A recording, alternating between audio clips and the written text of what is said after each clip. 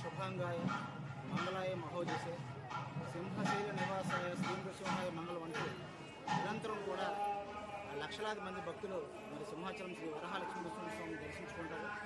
మరి అందులో భాగంగానే ఆషాఢ పౌర్ణమిని పురస్కరించుకొని ఈ నెల 20న గిరి ప్రదక్షిణ ఉత్సవం అత్యంత వైభవంగా జరగనుంది. ప్రతి ఏటా సాంప్రదాయబద్ధంగా శాస్త్రోక్తంగా నిర్వహించే ఈ ఉత్సవాన్ని ఈ ఏడాది కూడా అత్యంత వైభవంగా నిర్వహించేందుకు ఆలయ వర్గాలు ఏర్పాట్లు పూర్తి చేశారు.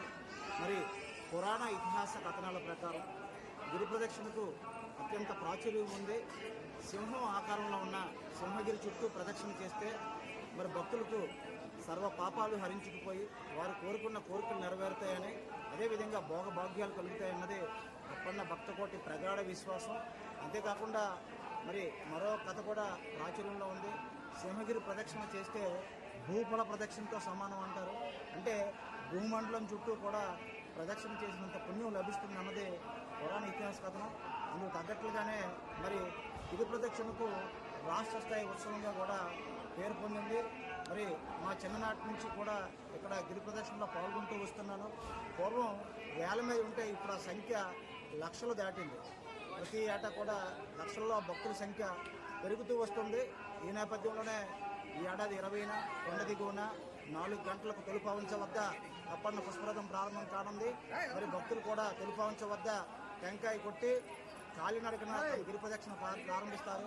పాతడివరం, మురసర్లోవ, హనుమంతువాక, పాత వెంకోజీపాలెం చేరుకుని అక్కడ సముద్ర తీరంలో పుణ్య స్నానాలు ఆచరిస్తారు.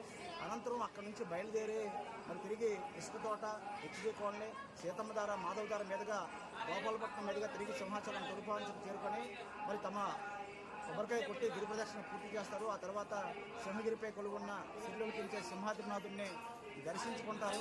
మరి గిరి ప్రదక్షిణకు అత్యధిక శాతం గ్రామీణ ప్రాంతాల నుంచి యువత కూడా పెద్ద ఎత్తున భాగస్వాములు అవుతూ వస్తుంది. మరి అటువంటి ఉత్సవం మరి క్రమేపీ కూడా భవిష్యత్తులో అతి పెద్ద ఉత్సవంగా రూపాంతరం చెందుతుంది. భారతదేశంలోనే సింహాచలం గిరి ప్రదక్షిణ అంటే అతి పెద్ద ఉత్సవంగా ఖ్యాతిని ఆర్జించనుంది. మరి జిల్లా అధికారుల యంత్రాంగం కూడా ఆలయ వర్గాలు ఈవో గారు కూడా ప్రతిష్టాత్మకంగా తీసుకుని మరి ఏర్పాట్లు చేస్తున్నారు. మరి అదేవిధంగా భీమిలి శాసనసభ్యులు గంటా శ్రీనివాసరావు గారు కూడా నిన్న సమీక్ష జరిపి భక్తులకు సకల సదుపాయాలు కల్పించాలని చెప్పేసి స్పష్టమైన సూచనలు ఇవ్వడం జరిగింది.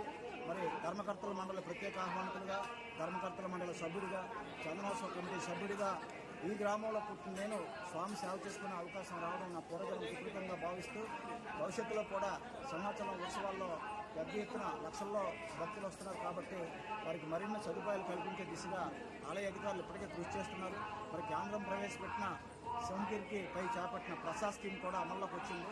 మరి ఇవన్నీ కూడా త్వరలో భక్తులకు ప్రస్తుతం కొద్ది మాత్రం సదుపాయాలు ఉండగా అవన్నీ కూడా అధిగమించి ప్రకృతి జలధారం నుంచి వచ్చే నీటిని వినియోగించుకుంటూ ఈ సింహగిరి దేదాభిమానంగా నిలుస్తుందనడంలో ఎటువంటి శయోక్తి లేదు. అదేవిధంగా ఉగ్రం వీరం మహావిష్ణుం జ్వలంతం సర్వతోముఖం నృసింహం భీషణం భద్రం మృత్యు నమామ్యమం అంటూ నిరంతరం కూడా ఎవరైతే ఈ మంత్రాన్ని పఠిస్తారో వారికి అన్నీ కూడా ఆ సింహాద్రినాథుడు, ఆ వరహ నారసింహ స్వామి చూసుకుంటారని చెప్పేసి తెలియజేసుకుంటూ సెలవు తీసుకుంటున్నాం. గంట శ్రీనిబాబు, సింహాచలం దేవస్థానం పూర్వ ధర్మకర్తల మండలి సభ్యులు.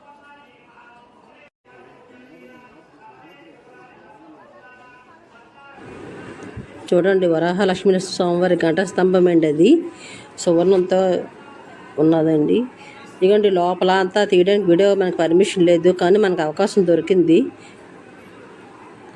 ఇదిగోండి మొత్తం అంతా గుడి ప్రాంగణం అండి ఇదంతానా.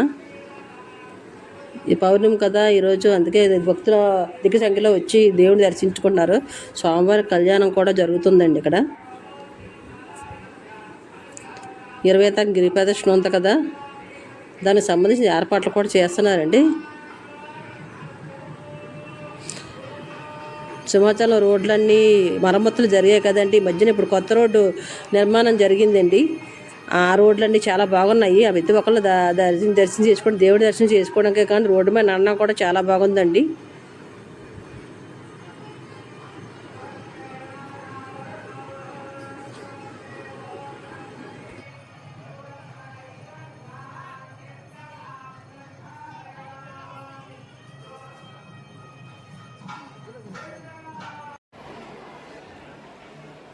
ఇదిగోండి చందనం ఆరాధిస్తున్న దృశ్యం చూడండి. ఆలయం లోపల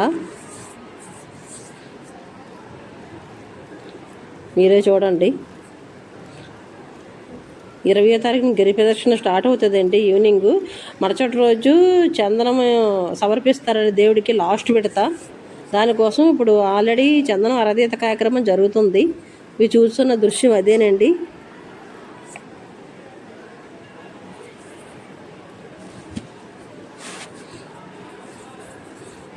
ఇదంతా గర్భగుడి సమీపంలో జరుగుతుందండి.